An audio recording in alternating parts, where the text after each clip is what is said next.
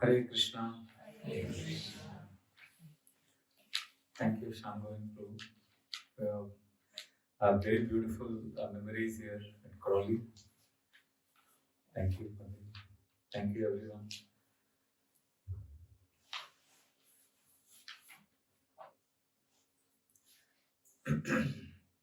Actually, it's very. I want to congratulate all of you for practicing Krishna consciousness so sincerely in a place which is, there's no Bhakti is the essence here. There's no glamour, razzle dazzle, samak damak. It's substance. Sometimes when the place is big, loud, then superficiality can overwhelm us. But here, your dhotis are on fire. You have to keep doing things. There's nobody else who will just do it, and you can't just get spaced out. You get actually a lot of mercy in a small place. I've traveled in US also quite a lot, and I've seen that small places, devotees can come together and they can experience Krishna's presence in their life very tangibly through Bhagavad Gita, courses, weekly sanghas. So a lot of mercy flows. So I want to thank you for consistently doing devotional service. And also, as I was coming here, Prabhu told me, Shanban told me the topic, insecurity in Bhakti. So that's a topic given to me. So I'll share a few thoughts and then maybe we can have some discussions. Anybody here who feels insecure?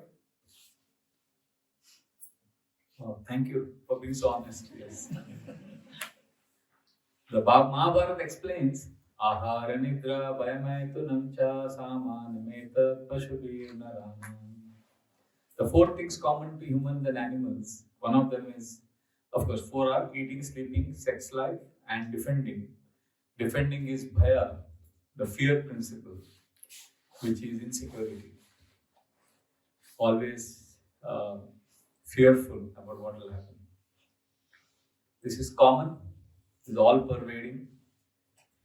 In fact, even as devotees, when we come for a satsang program, externally we may be like blissful, haribol, but internally we are fighting some battles. We are like this internally, fighting.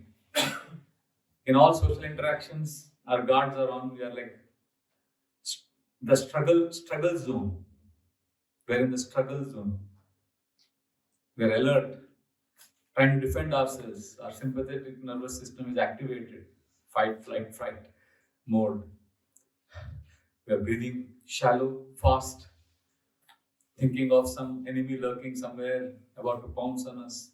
We don't want to be hurt. Emotionally, we want to be safe. And we get so fearful because of this insecurity that even when we are happy, we are not happy. We go through what is called as foreboding joy. You know what is foreboding joy? Foreboding joy is a happy experience, but as soon as you feel happy, there is foreboding. Oh, there's some tragedy going to happen. That thought engulfs your consciousness. And because of that thought, you can't even experience the happiness that you're experiencing at that moment. So foreboding joy is a very common phenomenon. People, when they are happy, they become unhappy. Immediately at the thought of something's wrong. How can I be happy? Because they have been used to so much of insecurity, so fearful, that even when they are happy, they are fearful that I'll lose this. So they don't want to experience their happiness, they push it away. Because we are always living in fear. Like one of my students, so he got married, and then after I think 3-4 years of marriage, they had a beautiful child. So he was telling me a unique kind of fear that he's experiencing now. He says, when I take my child out in the evening, in that, what is it, tramp we call it? He takes the crib out. So he takes the child.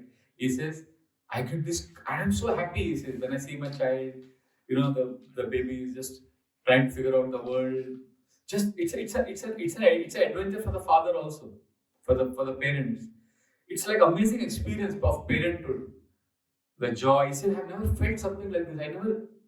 I didn't know what an amazing experience it is to hold my own child in my arms. Like, he was explaining all of this thing. And then he says, but I'm also gripped by fear because I get these crazy thoughts that what if my child swallows something and dies? What if some object falls on the head? He keeps getting all this kind of fear. He says, whenever I'm happy, suddenly I become fearful. So I told him that's foreboding joy. When you get a job, you're excited, but suddenly you get a thought, what if I lose this job? So many of us go through this.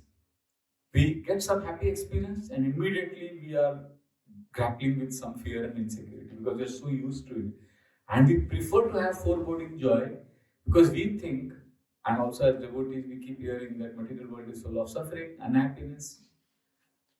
So we think, I'm happy now, well, I'm very soon going to be miserable.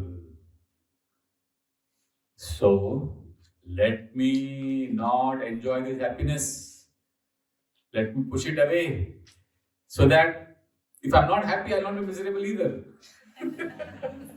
I'm talking about all the subconscious. This is what happens in the subconscious.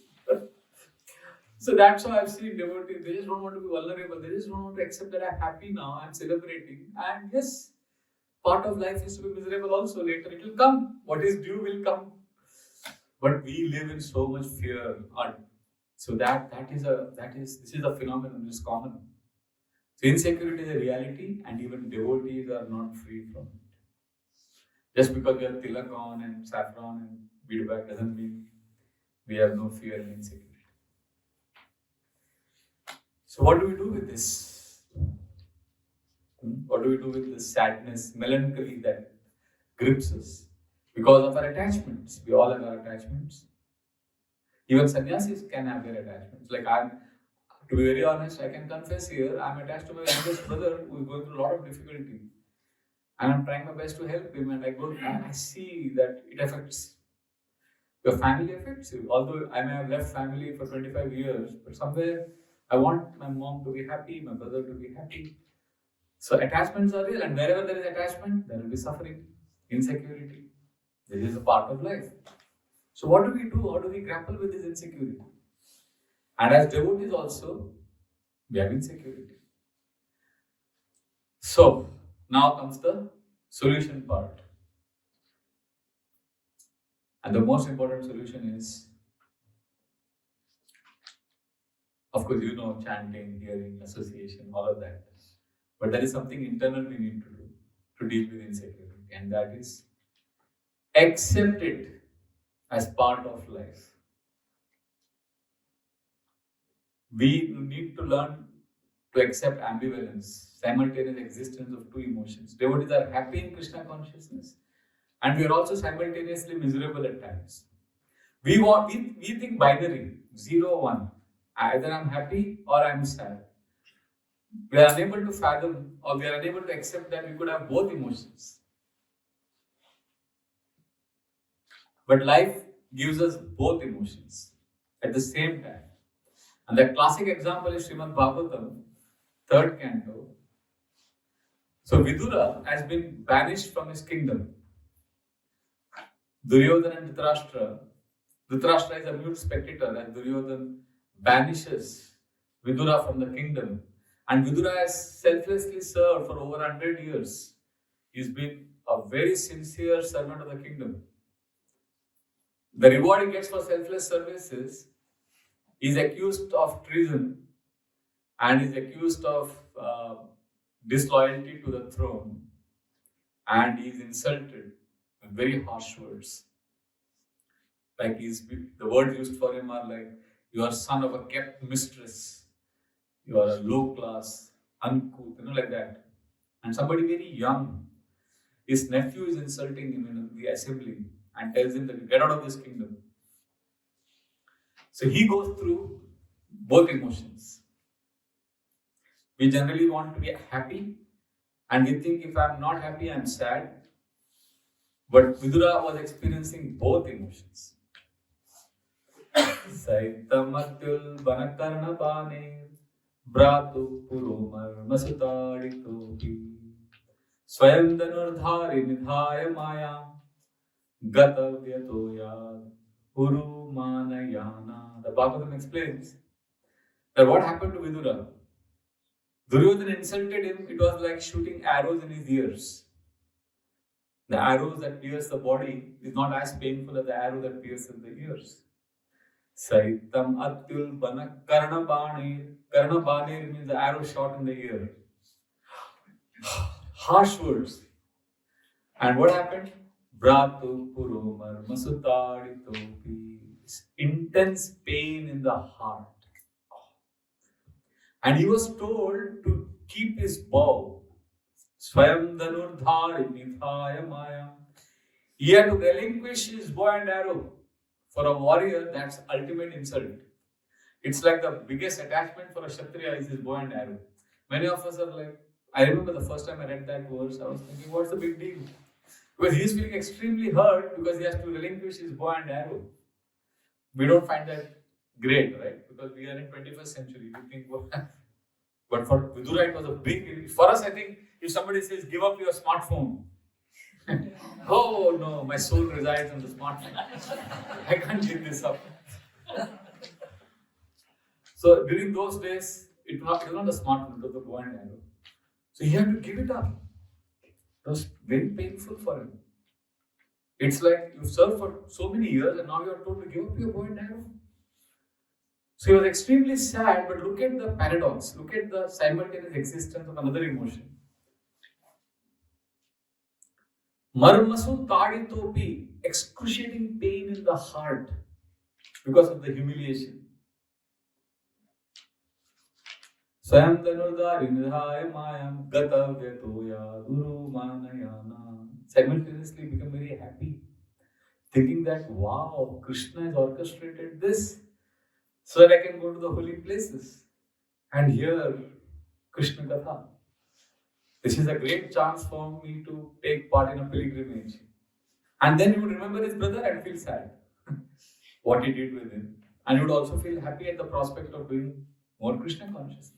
Anybody here who goes through both emotions, sadness and happiness? And when you are going through both emotions, you feel more miserable thinking that how can I be sad? I'm a devotee.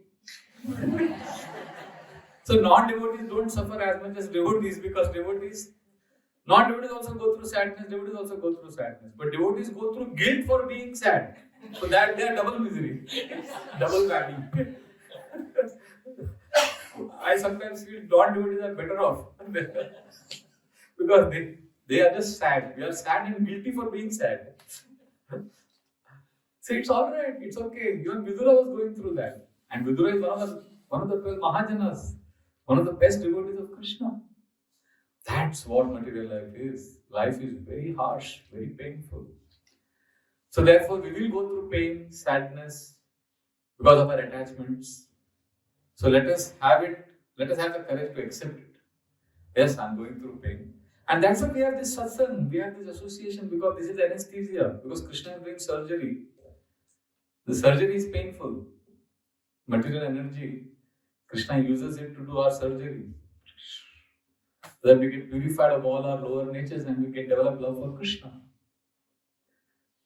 And that surgery is painful, but we need anesthesia. And this association is anesthesia. Because we see in this association, oh, that Mataji is here, oh, that Prabhuji is here, oh, I know what this suffering is going through. I am going through this suffering. Well, all of us are here. Misery loves company. Okay, I am also suffering. He is also suffering. She is also suffering. No problem. We are all here together, serving Krishna, God with that. So there is a certain kind of camaraderie that we develop. And knowing that material life is harsh, unbiased, no one is spared. So therefore, let us first, this is the most important principle, accepting life with all its vicissitudes, all its complications, with courage and gratitude. Tatte nukampam susumikshamano bunjana evatma kritam vipakam ridvagva purvir vidadham namaste jive tayo mukti pade sadayava. Krishna, thank you for giving me this. I know it's not easy. It's easy to say this, but when we go through suffering to say Krishna, thank you, it's not easy. But you could say, Krishna, I accept it. At least we could accept what we are going through. Because without acceptance, we can't move forward. The more you deny it, the more you fight it, the more you struggle, you will never come to the space of surrender. Surrender is the space where we need to enter. To enter the surrender space, we need to give up the struggle. Struggle is when we are holding on to the reins of the chariot of our lives. And we're struggling. But Krishna orchestrates our lives in such a way that at some point of time we need to let go the reins. Krishna, please take charge of the chariot of my life. Krishna, I am yours. So to let go is not easy. So when we go through suffering, pain, we need to move to this phase. And that's when our insecurity dissolves. Krishna, I am yours. So therefore, let us graciously move forward knowing that this is part of the package called life. Let us not have false illusions that now I am a devotee, so there should be no suffering. We are cheating ourselves. We are depriving ourselves of the experience of love. Love and happiness are two different things. We were happiness addicts, happiness seekers. We got frustrated looking for happiness in material life. Then we come to Hare Krishna, where we are promised you'll be happy. And then after some years of Hare Krishna, we realize I'm not happy as a devotee. Why am I not happy? Why was I happy in the initial days?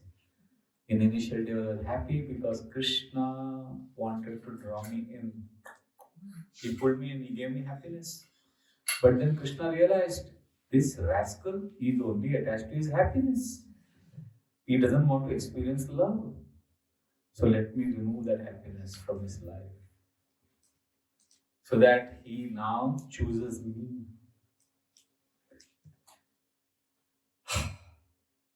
And then when we continue to practice Bhakti, even when we are not happy and we make a choice, Krishna, like when we are chanting Japa, initially we were not chanting Japa, then we were told, you come to Hare Krishna, you'll be happy if you chant Japa.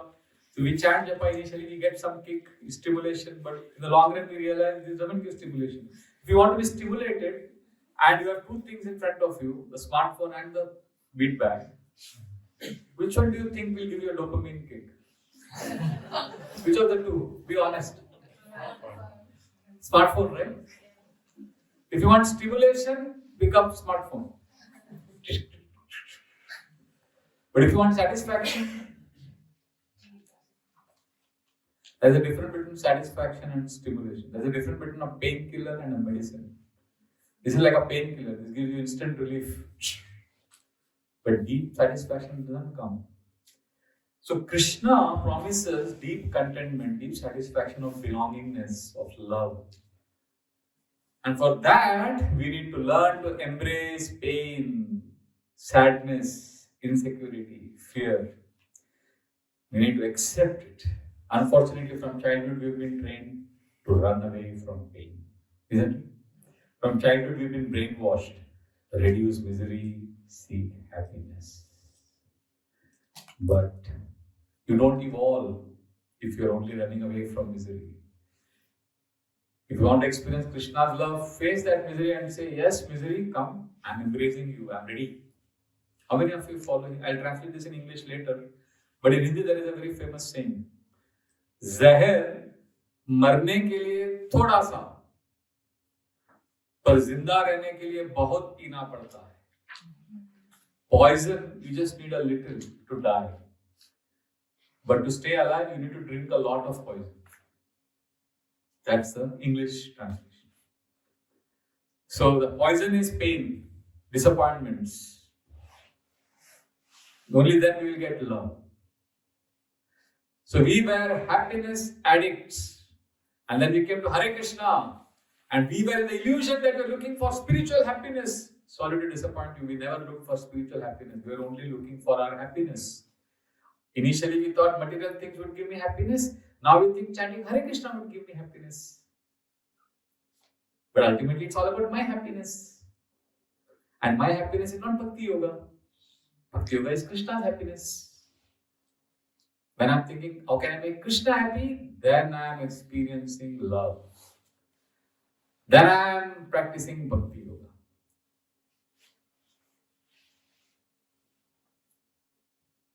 But we are trapped by our minds, looking to run away from suffering.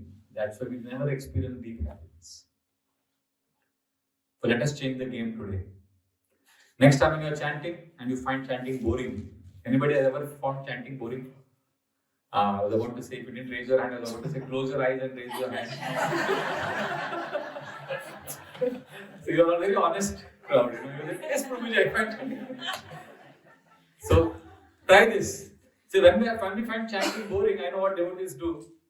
You know what we do generally when we find chanting boring is we pick up the phone. We think, let me send some WhatsApp messages. Let me finish off because these beats become a burden. We are like just Hare Krishna, Krishna. We are supposed to experience Krishna in these beats, but more than these beats, we are more interested in these beats. We want to finish off. Hare Krishna, khatam kar diya. So there is no Krishna in our chanting, unfortunately. Because we are seeking happiness. I want to be happy. I'm not feeling happy. I'm not feeling happy. What should I do? So I'm saying, let's change the game today.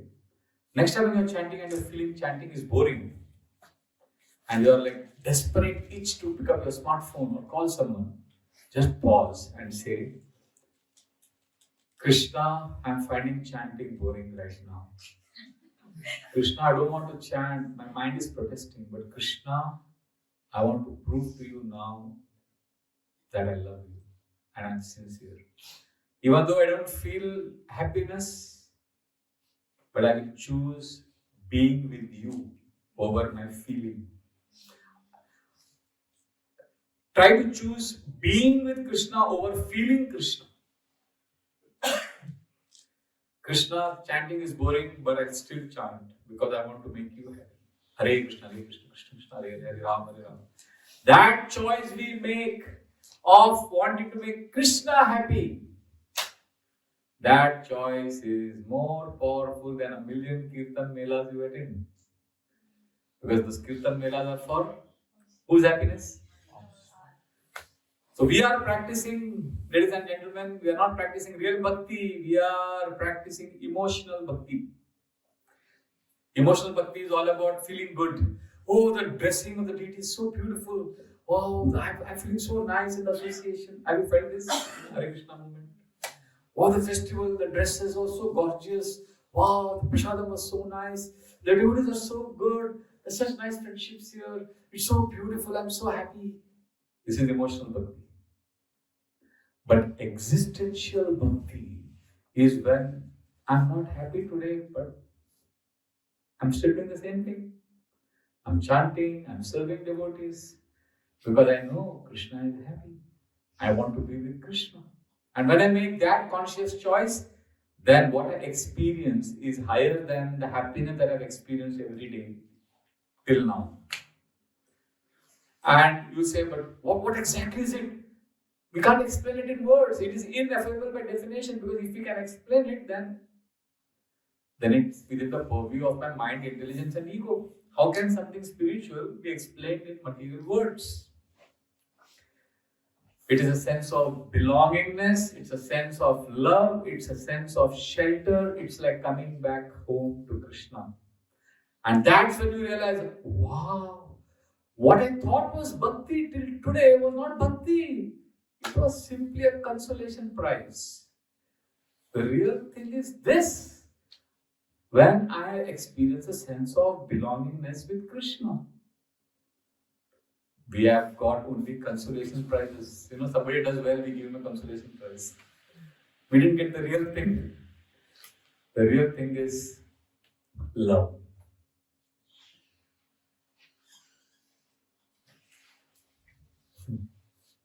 There's a difference between the thrill of romance and the joy of chastity. In Bhakti, what we experienced so far was the thrill of romance. Exciting Bhakti, wow, amazing. But Bhakti is actually deeper. What do you think is a more fulfilling experience? The thrill of romance or joy of chastity? What is a more fulfilling experience? Joy of chastity. We have been attracted by the Diwali fireworks. You see those fireworks? They flash. But Bhakti is all about that quiet, steady flame that keeps burning. Have you seen in traditional Indian temples? Where that quiet flame keeps burning in the temple for thousands of years. So in the heart, we need to light that flame and keep it going on. Krishna, this is my offering of love to you. In Kartik, won't you offer lamp? It's to tell Krishna, Krishna, this is my love for you. So every night before sleeping, you could try this. You could light a lamp, at least figuratively, if you don't have access to actually lighting a lamp. On your bed, you could close your eyes, sit in Vajrasana or Sukhasana, fold your palms, light a lamp in your heart, and say, Krishna, I'm offering this to you. Not because I want something from you, but because this is my love for you. Sometimes this flame glows, sometimes it fades, sometimes it flickers, sometimes it shakes because of the wind of doubts. But I keep it burning, Krishna, because I love you. I want to please you. And then we will realize, this is Bhakti. What I was experiencing till now was the aroma of a feast. Imagine there is a great pizza party and you are given access to only smelling the pizza. All the jalapenos and all these everything. But you say, give me at least one piece. But when you taste it, then everything is included in that. Aroma is also included. So what we are experiencing in Krishna consciousness, if you are trying to reduce your misery and only try to be happy, then you are only experiencing the aroma of Bhakti. But when we accept, yes, Krishna, I'm ready, give me some, whatever is due, I'll accept it, Krishna, because I want you. I want to make you happy. And then Krishna will give you the real pizza, not the aroma. So my humble, I know I said quite a mouthful. I'm also a simple sadhaka like you, struggling with my attachments and insecurities. But Krishna consciousness is the real thing. And Krishna is waiting for us to make this one choice. Krishna, I'm not happy today, but I will prove to you today that I love you. Because I'm not happy, but still I will do what I'm supposed to do with enthusiasm. And then you will feel Krishna's embrace. And that is a more fulfilling experience than being free from misery. Hare Krishna, Krishna Krishna, Hare Hare, Hare Ram, Ram Ram, Hare. I'm sorry, I just got carried away by some random thoughts. I'll pause here. We can have some discussions or questions regarding what I've spoken now. Yes, you mentioned in emotional bhakti, it's nice to be with the devotees. I feel happy eating prasadam. But is that bad? No, it's not bad. I never said it's bad. We have to be grateful, Krishna. Thank you for these happy experiences. But this is very important. I'm glad you asked this question. Emotional bhakti is good. That's Krishna's kindness. We want to be grateful for all those happy moments that Krishna has given me. That is Krishna's gift. But we need to go beyond it. So what I do, I'll tell you, when I go through happy experiences, like yesterday, my chanting was very good. And also, I heard Prabhupada's class for 2 hours. And then I wrote my journal for half an hour. I did a lot of good things yesterday, although I had a very busy schedule. So in the night, when I write my gratitude journal, I had all happy, I had some 8 things to be really thankful for. I was really happy. And in the end, I wrote one sentence, thank you, Krishna, it was a great, I know it was emotional bhakti, because it's all about me being happy. See, gratitude generally is, we express gratitude for things that make us happy. It's all emotional bhakti. So I said, thank you, Krishna, for all of this. Thank you, but please, Krishna, I want to assure you that I want you. I'm grateful for what you've given me, but I don't want to be stuck here. I want you. I don't want to be stuck with my being happy. Because tomorrow I may not be like this. And I saw that. Today I didn't have so many great experiences. But I want Krishna because one day I will be happy. One day I will not be happy. One day I will have 100 things to be thankful for. Next day I will have none to be thankful for. But so Krishna, thank you for these happy experiences. But let me not get stuck here. Let me not be attached to my being happy. I want to make you happy. I want you. So if we can make that prayer, then we are being honest about our being at emotional level. But we're also aspiring for something higher. And today when I'm not happy, I could end the day saying, Krishna, thank you for today. It was different from yesterday. But I will use today to prove that I love you. So we can use both occasions. Happy experiences to thank Krishna but not remain there, and bitter experiences to prove to Krishna that we are sincere. Oh, I look for happy. I'm all about emotional bhakti. But yeah, so I'm not saying that's bad. Definitely not bad. It's Krishna's kindness. But Krishna wants us to, because see what happened, false ego, the layers are very thick.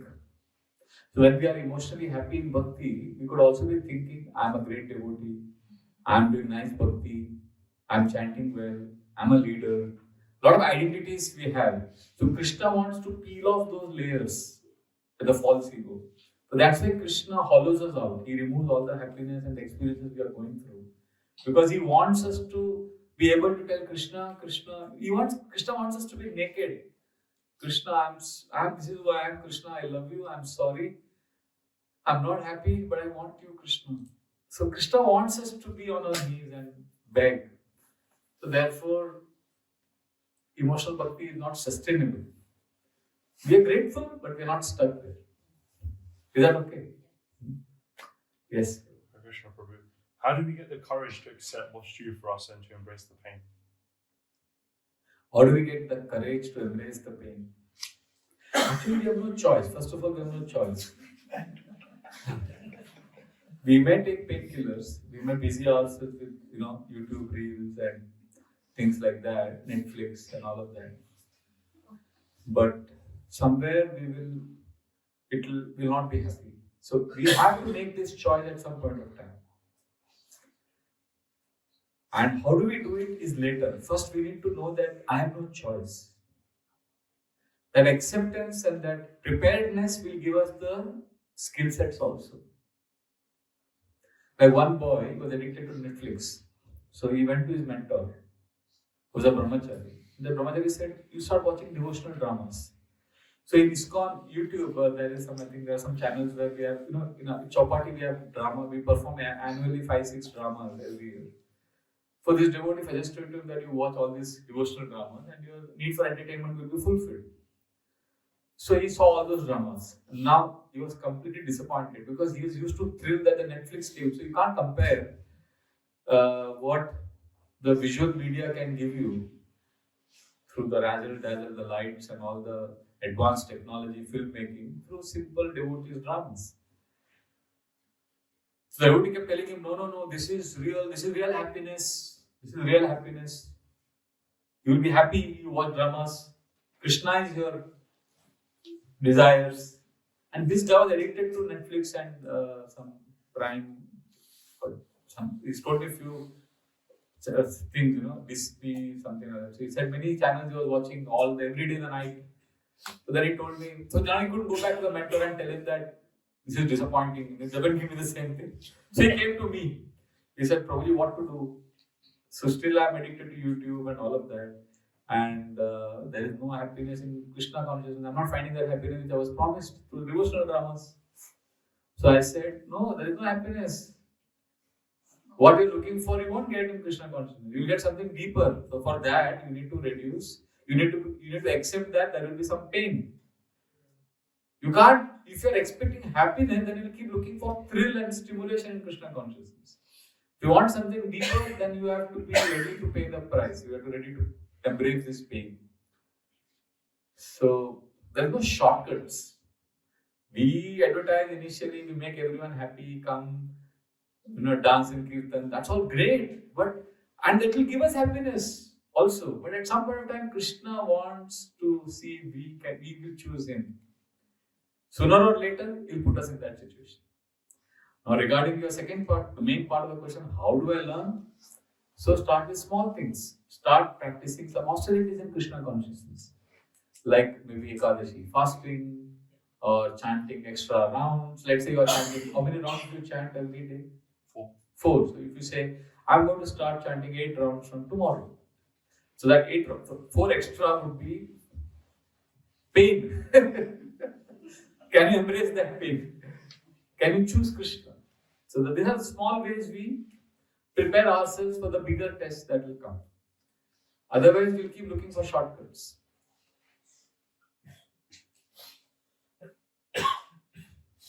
Is that okay? So some small austerities, not too much, because that will break you. And small things. Hare Krishna. I hope I didn't disappoint you. I didn't want to. I hope I didn't say anything depressing. Krishna is very loving, Krishna will fill your heart with love. But happiness, see, when I say happiness, I know many of us, when we think of the word happiness, we immediately think of pleasure. Happiness and pleasure are two different things. When I'm talking about love, I'm talking about something deeper than pleasure.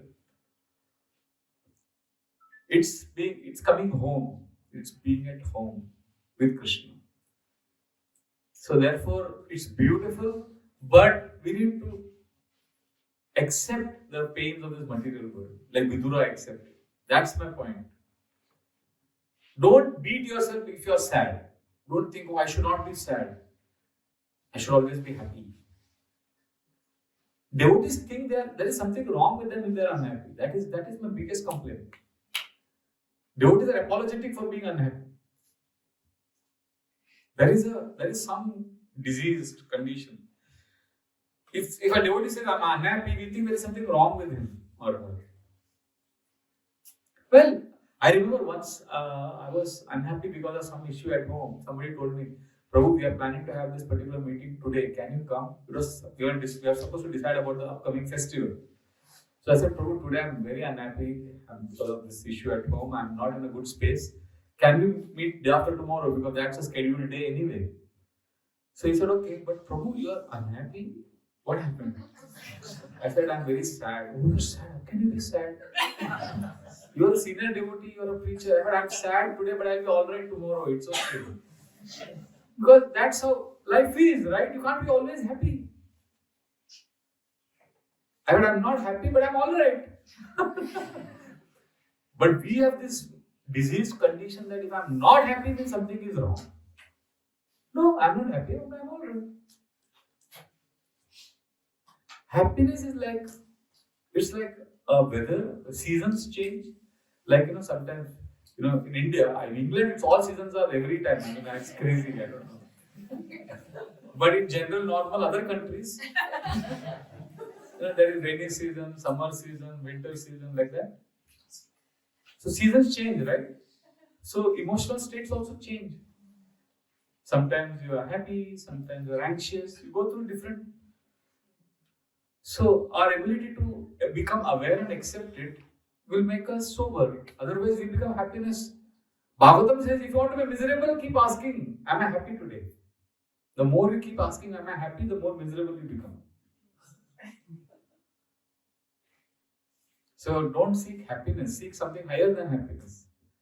Taseva heto prayate kovido na labhyate yad brahmatamu paryada talabhyate dukkha vadanyata sukham kalena sarvatra gabhira ramasa. The Bhagavatam Narad Muni says, seek that which you don't get by wandering all over the 14 planetary systems.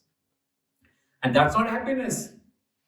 Because talabhyate dukkha vadanyata sukham.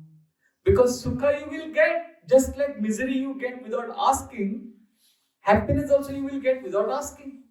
Anybody here who has ever prayed, Krishna, please let me fail in the exams tomorrow. Please, Krishna, let me meet with an accident on M25. Do we pray like that? Do we ask for accidents? Do we pray that, let me face losses in my business, Krishna, please?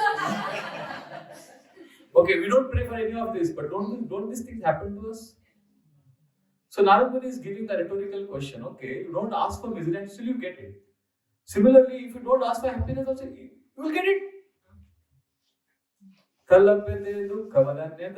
Because Kalena sarvatra gabhira ramasa. There is a great force called time. Time will give you both. So therefore, don't be obsessed with happiness. Our problem is even as devotees, we are only thinking of my happiness, happiness, happiness. That's emotional bhakti. That's not existential bhakti. Existential bhakti is bhakti maya. Bhakti is integrated. We become one with Krishna. Not in the Mayavad sense, but one with the process of bhakti. Whether I'm happy, not happy, doesn't matter. Chant Hare Krishna and be happy was initial days. Prabhupada said in Chaitanya Charitamrita, last few chapters, the goal is not chant Hare Krishna and be happy. The goal is chant Hare Krishna and make Krishna happy. So happiness will come, happiness will go. Anybody here? Any parents here? Please raise your hand if you are a parent. If you have children. 1, 2, please. 3, 4, 5, 6, 7, 8, 9, 10, 11, 12. Okay, this is a question to all parents here. Very stupid question, don't get angry with me. Do you love your child? Yes. Oh, what a question, Prabhu. I'm a parent, I'm a mother. How can I not love my child? What a question you are asking, Prabhu. How can you ask? Okay, first question was stupid, but second question. Are you always happy with your child? No, sir. What are the different emotions you experience with your child? Be honest. Mixed.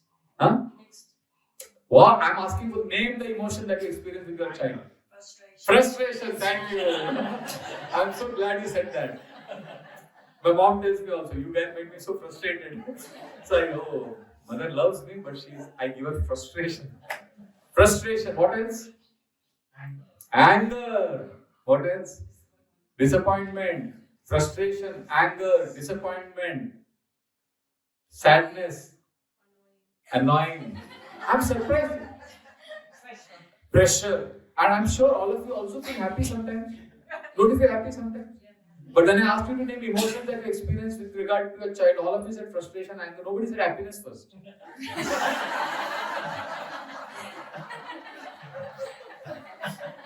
You could have said happiness, frustration, anger. No. Happiness, I had to say happy. Are we happy? So my moral of the story is, as a devotee, I love Krishna, I'm happy with Krishna, I'm happy in Krishna consciousness, but I'm also frustrated sometimes. We go through all emotions, we are human beings. Why do we live in denial? Acceptance is a big relief. It removes all the stress. When you are vulnerable to the right person, if you have right friends, right close friends or associates, if you are vulnerable to the right people, then life becomes so easy. Then you'll be happy in your misery. Because you're vulnerable, you're not putting up a show. So my main point is, it's okay if you are not happy, it's okay if you have insecurity. Just be with devotees and be honest. During COVID, did you guys put on this mask? In Mumbai, everybody had this mask all the time. So you know what happens when you put on a mask? You feel very safe. Oh, I'm not going to get COVID now. So the mask makes you safe, but the mask also suffocates you. Do you see the paradox? The mask is safe, but chokes you. So we all put on a mask. I am a senior devotee. Hari Bol, Prabhu, have come. So sometimes devotees say, Prabhu, please pray for me.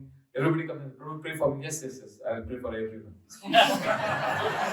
I'm incarnated to pray for everyone. Yes. So that's like putting on a mask that I'm there to pray for. But I also need prayers. I'm weak. I'm vulnerable. I'm fallible.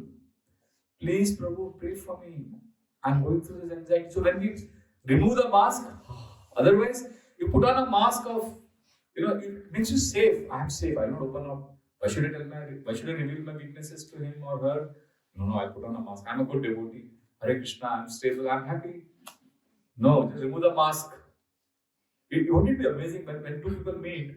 How are you? I'm great. Life is great. How are you? I'm great. That's what generally people say. But imagine we say, I'm suffering like this. How are you suffering? And he says, I'm getting kicked by button energy like this. Wow, amazing, bro, really. So pray for me. Yes, I will. You also please pray for me. The world would be a beautiful place. I know I'm just giving a very exaggerated idea. But the point I'm trying to make is why everybody is avoiding vulnerability. Okay, have you put on an armor ever before in life? Armor?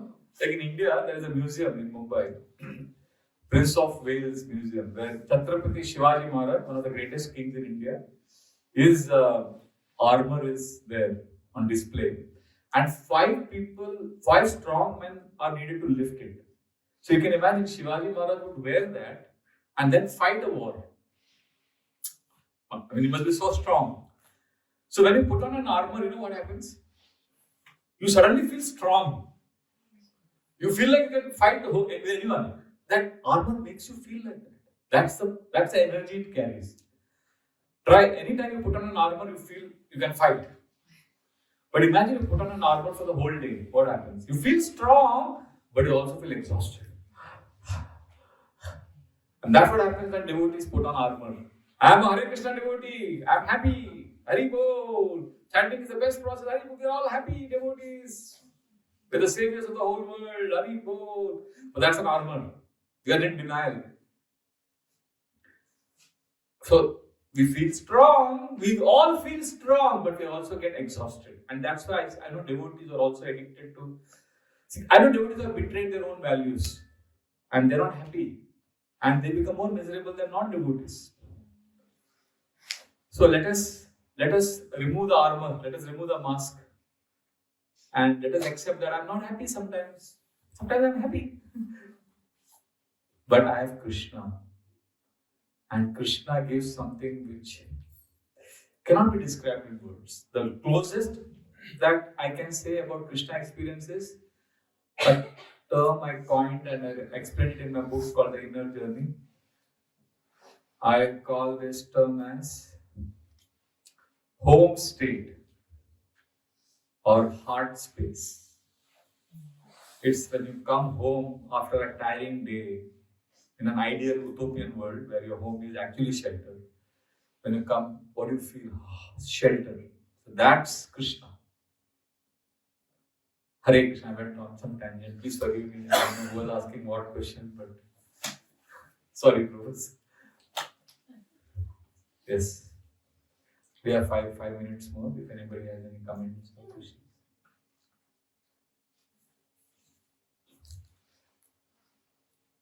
Yes.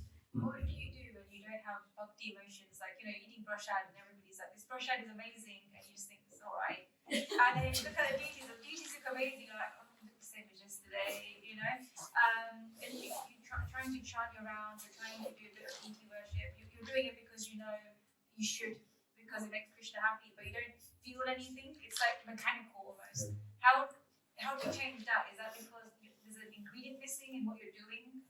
We need to invest emotions in our practices. We need to practice gratitude every day. We need to invest emotions. It's definitely important. And there are different ways of investing emotions in our spiritual practices. One is through appreciation and gratitude. And then slowly you begin to appreciate. See, you may not appreciate deities. You may not even appreciate chanting. But on a quiet day, ask yourself, is there anything at all in Krishna consciousness which attracts you? And spend more time in that space. And seek a connection with Krishna through that. Like in our temple in Chowpatty, the ladies, every morning they make garlands for the deities. So there's a section where the ladies sit. Now, there is nothing gender specific, but generally I've seen in many temples, the ladies are experts in making garlands. And they do it very nice. And it's okay. But in our temple, there is one brahmachari who would love to make garlands, but nobody else loves to make garlands. And only the women are making garlands. But he had this itch and he wanted to make, and he has got a lot of ideas. But all the men are doing all the physical activities, running around and doing so. So one day he just broke down in front of me. He said, but I want to just sit and make garlands. I said, do it. So then all the ladies sit in one corner, then we gave him a place. And then he started making amazing garland. He had some ideas to get some special flowers and all that. And then he actually made a template. Now all the ladies follow what he is giving. And that's the standard we have. And we have some of the best garlands in our temple. So this brother is very happy now. So he likes to knit, he makes all those small woolen bags. So generally in a traditional society, the ladies were doing that. Generally, but he had. So what I'm trying to say is that there are different ways we can serve Krishna. Each one of us is unique. So look for ways that resonate with you, that helps you connect with Krishna, and spend more time in those areas. Then you will experience a rasa. We are all seeking rasa, mellow, taste in bhakti. But once you experience rasa there, then that also not going to be easy, because Krishna loves you more than you love him. So Krishna will remove taste from that also. Just to make you say, Krishna, today I'm not feeling this rasa, but still I will do this. Like I love to journal. Every day I write journals. So today morning was a drag. So 20 minutes, I just couldn't write it. It was like a very mechanical. But then I wrote one sentence. Krishna, you're testing me, but I love you. This is my calling, and I'll write till the alarm goes off. I put an alarm for 15 minutes. And till the alarm goes off, I'm writing a letter to you. And in the end, when I read it, there is nothing substantial there, but that one sentence stood out. Because that was from a space of intention. So look for things that nourish you and focus on that, but know that Krishna loves to play hide and seek. So you may not like it. I also don't love, like in our temple during yatras, we would go to different spots in Vrindavan. Okay, then the bus would rush to the next spot. Everybody would be running. And I was never into that, So when we all would get down from the bus, or brahmachari bus, everybody would run to take darshan. And I would get on and then quietly come back to the bus when everybody had gone down. And I would sit in the last row and read my, I carry this book with me always for the last many years. I'll just show you. Just to tell you that how we are all uniquely different. This is my shloka, verses book. This book contains all my favorite verses from Gita, Bhagavatam. I keep memorizing them. And then I go back, I realize I've forgotten the previous one. But that's okay. It's like I just love to chant verses, read, meditate on the shlokas from Chaitanya Charitamrita and all that. So I would go back to the last row of the bus and start reading. So one day when I was sitting there, I was a new brahmachari, then Gauranga Prabhu, Gauranga Prabhu? He comes here, I don't know if he comes here. He hasn't been here. So he's like our leader, and he was my mentor also. So then I was sitting in the last row. I went to the last row of the bus to sit quietly, and then I saw another brahmachari there who was also hiding like me. So both of us were like, oh. Because in ashram there is a rule: everybody should follow the party line. Everybody should do the same thing. But we were like hiding away from everyone. And then when we were sitting, we said, okay, no, we'll not disturb each other. He was doing something, I was reading. And then Gauranga Prabhu was the first one to finish all the darshans, and he came up. And I said, Gauranga Prabhu is coming. He's going to catch us, that we're not part of the group. We were scared. And Gauranga Prabhu came inside the bus and he saw both of us. You are rebellious. Sorry, Prabhu. And then he smiled. He said, relax. You don't have to like everything. Just follow your heart. I know you love to read verses, so read it. Don't be stressed that you should love everything in Bhakti. So it's okay if you don't like some things. But don't be offensive. Don't be averse. Be respectful. Some things you will like, some things you will not like. Because there is rasa, we are all personalists. But know that Krishna will remove taste even there. There are days when I just don't want to chant. I'm so exhausted, my body and mind is paining. I just can't get up from the bed because of the late night program. But then still with all my energy, I have to wake up, do, and then I break that lethargy, then Krishna reveals. Because Krishna wants you to also take a step towards him. So like that. That's why I said, thrill of romance and joy of chastity. They are two different things. fireworks of Diwali and that quiet flame are different things. So like that.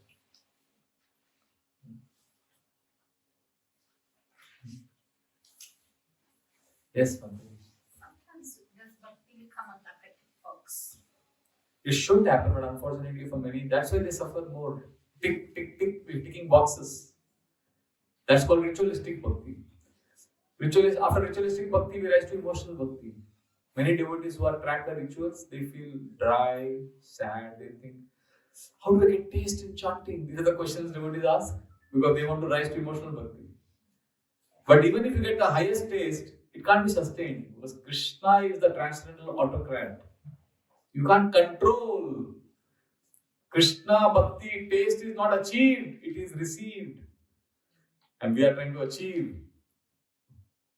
So that's why Krishna removes. And when Krishna removes that taste, then from emotional bhakti we come to ritualistic bhakti.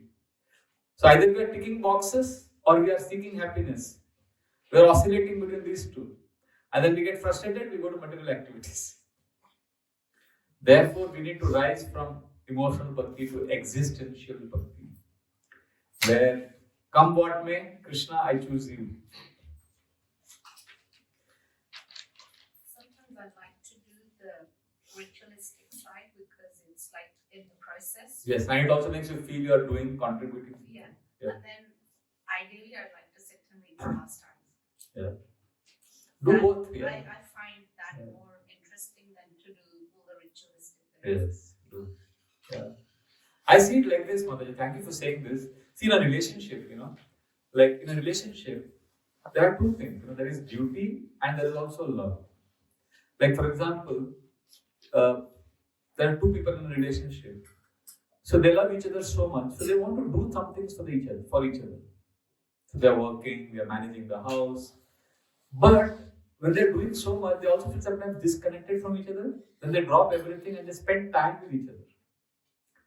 Similarly, we do things for Krishna, chanting 16 rounds, deity worship, organizing program, Rath Yatras, all that tick boxes, cooking, all that is ticking boxes. That's part of the duty in our relationship.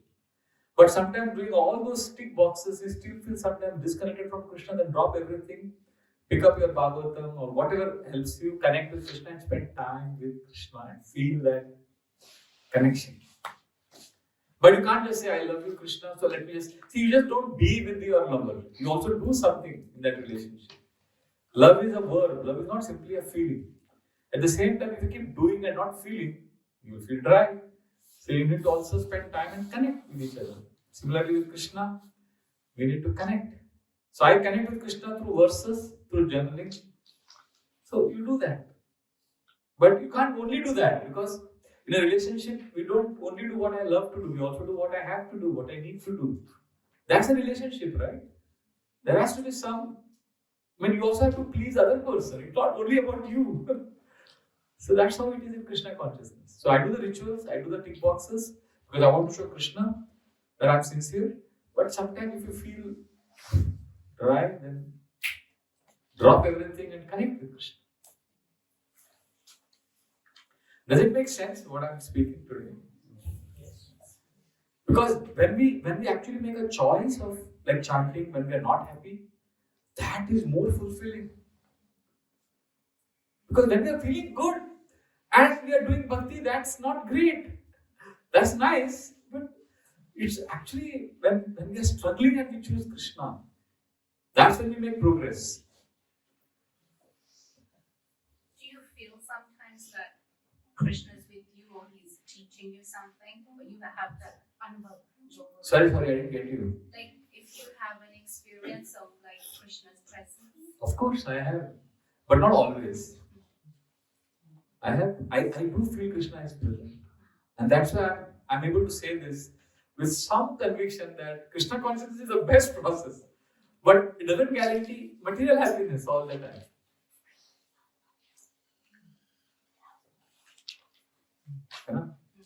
Krishna is a person, and Krishna reciprocates.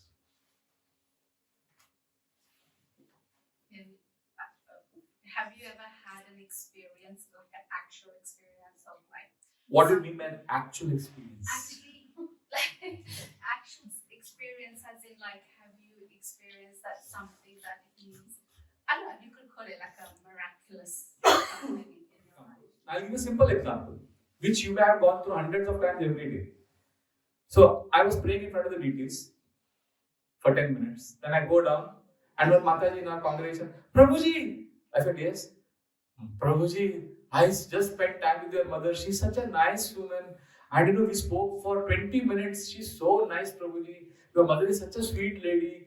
Thank you, thank you. I'm so happy, Prabhuji. I said, really? But my mom is in Bengaluru, which is 1,000 miles away from here. And I just spoke to her last night on a video call. She can't be here. No, I just spent time with her. I spoke to her. I said, no, it's not possible. Then I explained to her. Then she said, then she also realized. And then she eventually realized it was Gaur Gopal Prabhu's mother, not my mother. And then we parted ways. And then she went. Then I went back to my room and suddenly I stopped. And I ran back to temple hall because I was standing in front of the deities for 10 minutes and praying. And I realized I had not prayed for my mom at all. So then I realized that Krishna sent this lady to tell me this so that I remember my mom. Then I went back to the temple hall, stood in front of the deities again and prayed for my mother. So now in my that day's entry, journal entry, Krishna showed up by sending this Mataji to remind me that I should be grateful to my mom. Now you may say this is not a great incident, but for me, that was a miracle. So what I'm trying to say is that could be Hanumanji coming. There could also be small incidents in your life where Krishna shows up. It all depends on you. Experience of Krishna is dependent on you. How you choose to keep your eyes and ears open to Krishna present in your life. Like somebody gives you feedback, somebody says something. Like for example, yesterday was our Guru Maharaj, our God family's meeting. And I just sat in my chair 2 hours before the program. I just took inhale and exhale. I said, Krishna, Guru Maharaj, please help me serve this devotee. And suddenly I got an inspiration. There was an old abandoned file on my computer, 17-page file where I had written some pastimes of my Guru Maharaj many years ago. And I had forgotten about that file. But in that 1 minute I remembered and I opened it and immediately put it on my mobile. And then in that program we had yesterday for 3 hours and I was taking points from that. Everybody was nourished. Everybody was happy. And I was also amazed by some of the points I had written in that notebook. When that night I said, it was as if Krishna was sitting next to me and telling me, reminding me. So that was a miracle for me. Because Krishna in the Gita says, 15th chapter, 15th verse, what does he say? Mattaha smritir jnanam aponam jairima. So whenever you remember something wonderful, it's as if Krishna is next to you and telling you do this. Like once in the train, I forgot my bead bag, and as I was going out, suddenly I remembered. I came back, picked up my bead bag, and went. So you can think it's an ordinary incident, but it was as if Krishna is tapping you and saying, Prabhu, not Prabhu, rascal, you forgot your bead bag. Krishna won't say Prabhu. So the thing is, every day, every moment, Krishna is, we can experience Krishna. So either Krishna is advising us, Krishna is advising us, then forgot your feedback. You should do this. Or you could give this class tomorrow. Or Krishna is arranging things. Like Krishna arranged this congregation at Crawley for me to share love, to receive love. So this is very fulfilling. So this is Krishna's arrangement, Krishna's advice yesterday. And Krishna also allows. Allows means, I'm not supposed to eat certain things. Certain food is forbidden for me. But sometimes the craving gets the better of me. Like today, one of my very dear friends, Pranabandhu Prabhu, his wife, Mataji, Ananda Vigraha Mataji, she made a very fancy cake and something which I'm not supposed to eat. And I enjoyed it. I said, Krishna, please, I'm not supposed to eat this. And generally when I eat that, I get a neck, shoulder pain and things like that. But nothing happened to me for the last 6 hours. So today, I am going to write, Krishna, thank you for allowing me to enjoy. So either Krishna is allowing you, Krishna is arranging for you, or Krishna is advising you. So you write a journal every day. How did Krishna show up today? So you will experience Krishna every day. At least At least one experience you will have. So you say, so don't look for some extraordinary experience. There will be extraordinary experiences also. But let that not be the defining thing of the relationship with Krishna. Then we will be miracle seekers. We will be dopamine hunters. Is that okay? I think we should stop here. It's 8:45.